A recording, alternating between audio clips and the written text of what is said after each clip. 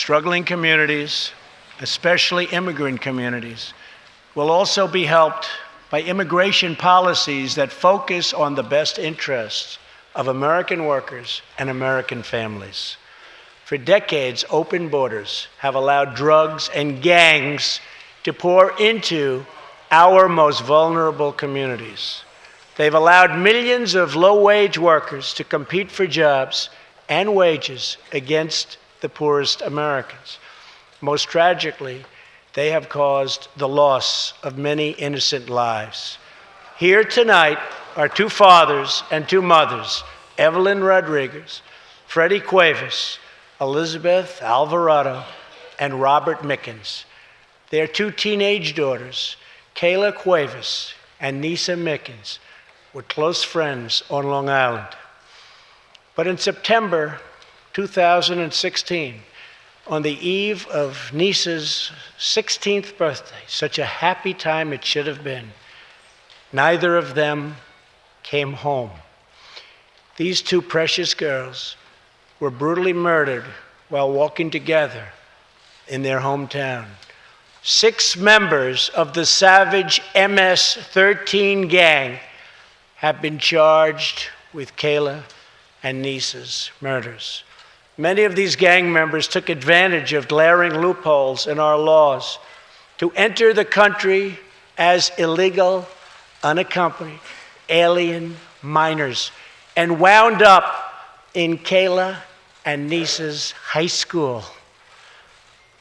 Evelyn, Elizabeth, Freddie, and Robert, tonight everyone in this chamber is praying for you. Everyone in America is grieving for you. Please stand. Thank you very much.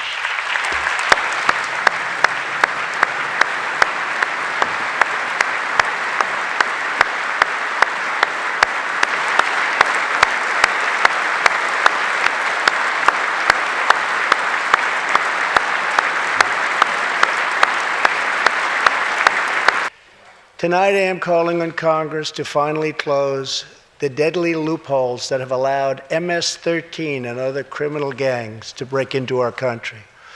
We have proposed new legislation that will fix our immigration laws and support our ICE and Border Patrol agents. These are great people. These are great, great people that work so hard in the midst of such danger so that this can never happen again.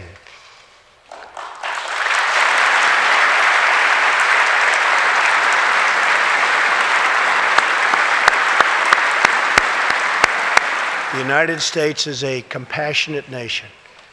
We are proud that we do more than any other country anywhere in the world to help the needy, the struggling, and the underprivileged all over the world.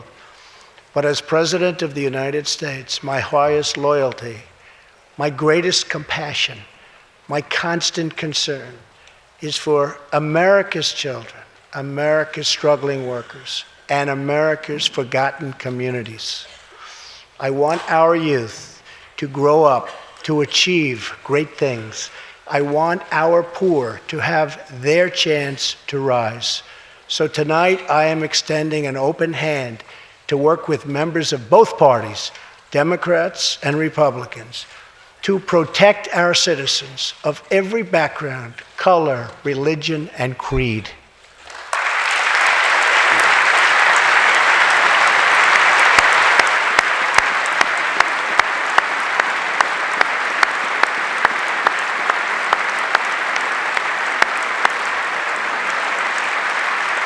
My duty, and the sacred duty of every elected official in this chamber, is to defend Americans, to protect their safety, their families, their communities, and their right to the American dream. Because Americans are dreamers too.